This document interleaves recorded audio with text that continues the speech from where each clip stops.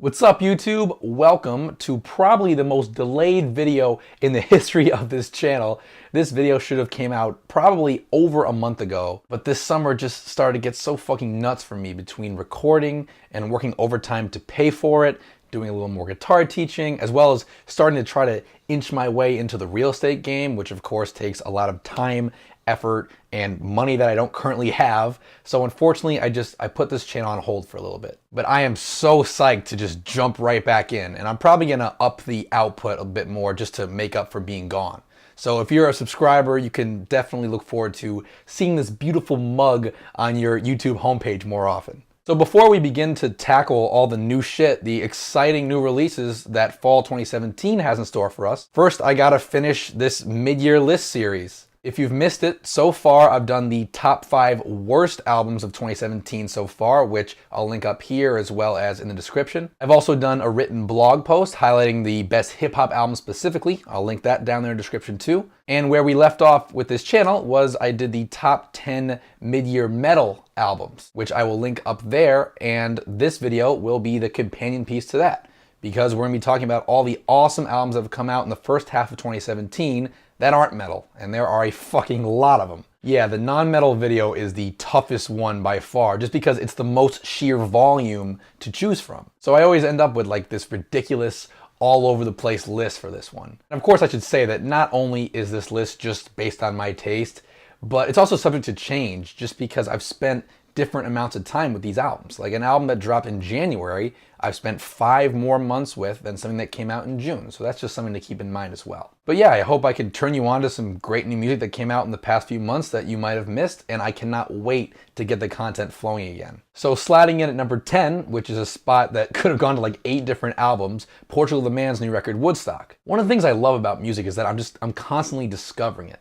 There are always those artists that have been around for seemingly forever, but I just never got around to, and I decide to one day arbitrarily give a shot, and Portugal the Man is one of those artists. Popular indie rock band that I've been hearing about for like 6 years now. This is their 8th album, and I'm just hopping on board in 2017. First, what I'll say that I love most about this record is just that it's 10 quick, to-the-point tracks that all have their unique flavor, but still capture a cohesive, free-spirited energy. As the title Woodstock suggests, the record does carry with it an underlying 1960s theme, but to me, the sound of the record isn't ostensibly retro, and the things that I like about it aren't era-specific at all. Like, frontman John Gurley has this killer falsetto that he showcases on songs like Feel It Still, which is driven forward by these peppy horns and this real groovy bass line, or a song like Tidal Wave, which is just super catchy. The things that I like about this record make sense in 2017. This is not really a throwback album as much as it may appear to be or even want to be. And it's got a nice balance to it, because the album's more adventurous moments, like the opening track number 1 with Richie Havens, are rounded out by more conventional stadium rock like Live in the Moment, as well as a ballad like So Young. This is just a super fun, super listenable record. And for all the more esoteric metal and hip-hop shit that I listen to on a daily basis, I enjoy a record that goes down easy. And by that measure, this is an album that I'd pretty much recommend to anyone, as long as you're somewhat interested in an indie rock record that just, boom, hits on the surface and is just very easy to get into. Number 9, I'm gonna give to Lorde with her blockbuster summer album Melodrama, one of the most anticipated and universally acclaimed records of the entire year. On Melodrama, which is only her 2nd album and her first in 4 years, Lorde is mostly moody and introspective, and the result is an album that is an awesome listen for those reflective late night drives where you feel like you're kind of trying to figure your life out. My only complaint is actually that the pace of the album is a bit too ballad heavy for me, because my favorite moments on the album were more upbeat songs like Green Light or Perfect Places or Supercut, and I just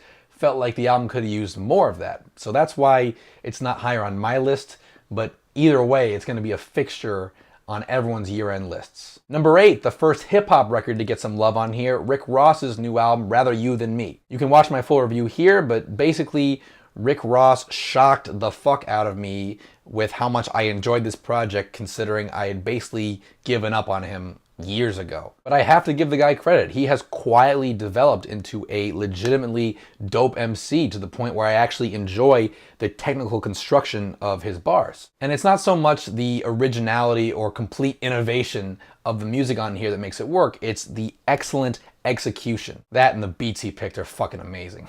The instrumentals that he picked for this thing, a lot of them have a very luxurious vibe to them, like a Santorini Grease or a Lamborghini Doors, or he tends to go the more traditional trap banger route with songs like Dead Presidents and Summer 17. But either way, this is just a well put together, very well executed project, and quite honestly, I'm shocked at how much I like it. Next up, and I broke my own rules to include this thing on here, Charli XCX's latest mixtape, Number One Angel. I know this list is supposed to be albums only, but tough shit. This mixtape was in such heavy rotation for me when it came out that I gotta give some love on here. Sure, some of the lyrics are kind of stupid, and yes, Charli XCX does trend hop a bit. Like the opening two tracks, one of them is Dreamer, which does the whole trap thing, and then one of them is 3 AM, which has a clear dance hall influence to it. But just personality-wise, Charli XCX just has so much more pep and so much more swagger than her pop contemporaries, at least I think. That slight English accent and her borderline obnoxious delivery is just so distinct.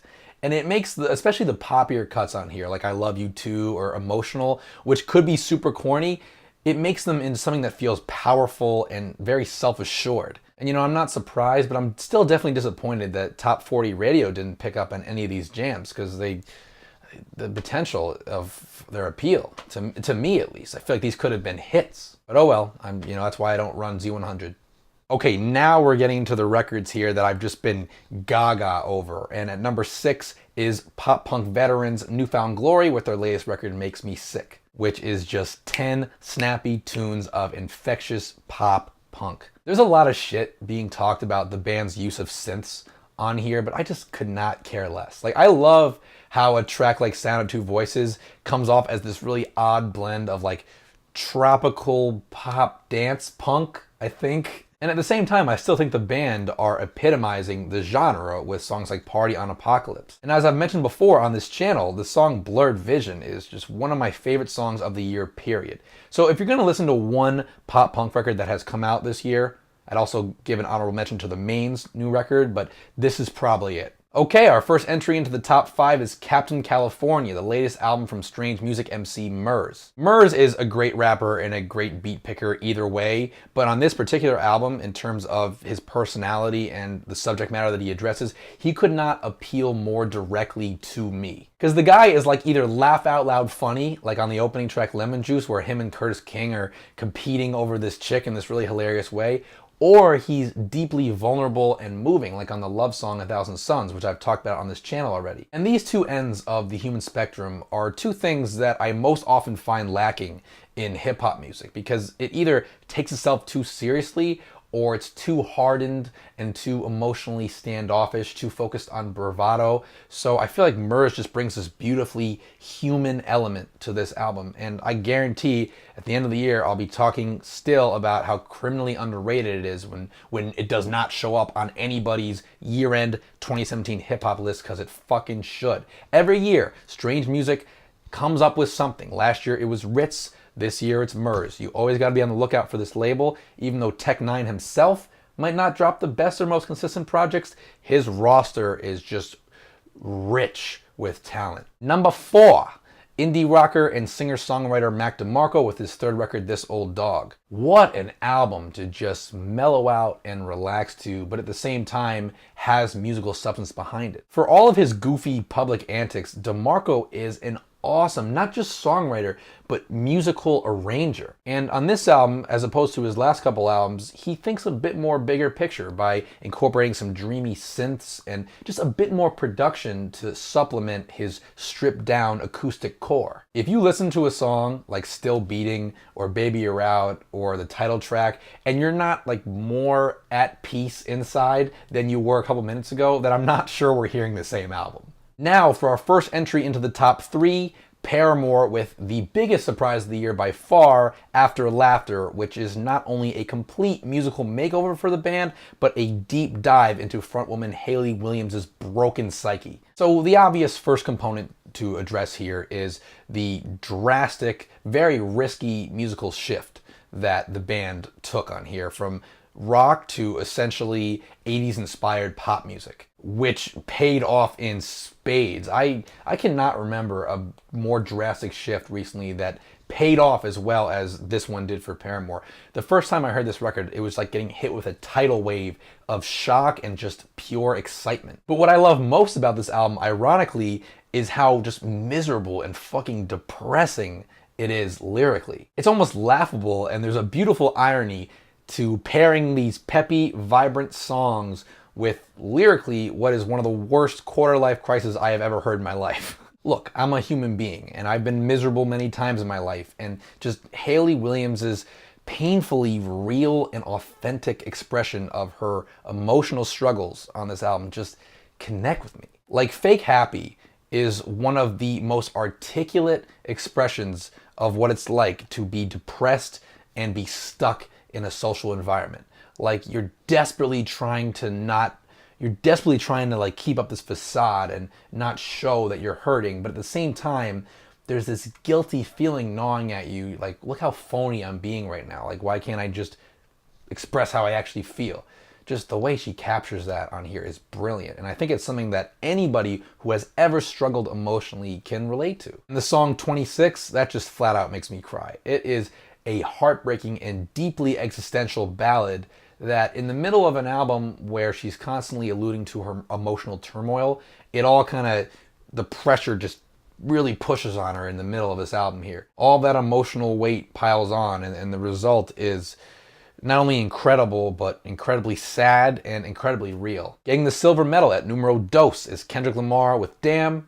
Little video on that here, but similar to the Paramore record, actually, my favorite thing about Kendrick's latest is how emotionally raw it is. I would go out on a limb to say this is Kendrick's most vulnerable album yet, which is saying a lot after his last two albums were as revealing personally as they were introspective, as they were impassioned and honest. On Damn, Kendrick tackles these impossibly huge themes, but he makes them so digestible by just using his unique perspective and just using his lens. And as always, I really enjoy his technical ability, his flows, his bars, his content, everything. The guy has only gotten better and more inventive as a rapper. And look, whether you liked this album or not, we have to sit back and acknowledge that we are witnessing a run that is historic for the hip-hop genre. Seriously, how many hip-hop artists can you think of throughout the genre's entire 40-plus year history that have come out of the gate with 4 great studio albums? Seriously. Outkast maybe comes to mind, maybe DMX, Eric B. and Rakim perhaps, but it's a very short list, and I think whether Damn was your favorite, or To Pimp a Butterfly, or Good Kid, Mad City, or even Section 80, whichever one was your favorite, we just have to acknowledge and appreciate what we're witnessing here, because we're lucky to be around for this. And at number 1, the hip-hop album that has it all, Brother Ali's latest LP, All the Beauty in This Whole Life. Definitely watch my review to get my full, glowingly positive opinion on it. But this fucking record, what more could you ask of a hip-hop artist than what this record brings to the table? The dude just sends your emotions every which way with each individual track. The rapping is insane. The beats, courtesy of Ant from Atmosphere, are exceptional. There's a lot of thought-provoking and emotionally gut-wrenching content on here, a lot of which centers on race, but it approaches race from a much more unique angle than a lot of conscious hip-hop in 2017, which is basically just like all cops are evil and fuck the police and yada yada. This really takes a more unique perspective on that matter. And Brother Ali, he really appropriately titled this album, because this album makes me so happy to be alive and so happy to have just a working set of ears to be able to hear it. So that just about does it for my top 10 albums of the first half of 2017 that were not metal albums. If you're a subscriber, thank you so much for your patience as I just took my sweet ass time getting this out there, but I really hope you enjoyed it. I really hope it was worth the wait. And let me know in the comments if you dug any of these albums too. And honorable mentions are coming up right after this, so stick around before you scream at me over what I ignored, which I'm sure there were a lot of great albums I either didn't get to or didn't agree with you on, and I'm sorry about that. But as always, thank you so much for watching. Be sure to subscribe, leave a comment, or shoot me a message so we can continue to talk music, and I will see you guys soon. No phones inside the telly, pics inside the celly. Baby, you know the house rules. Yeah, respect over a dollar, death before dishonor. Partner, you know the house rules. If I'm up, you can't be down, and I'm down to tear shit up for you, homie. You know the house rules. Yeah, all bitches with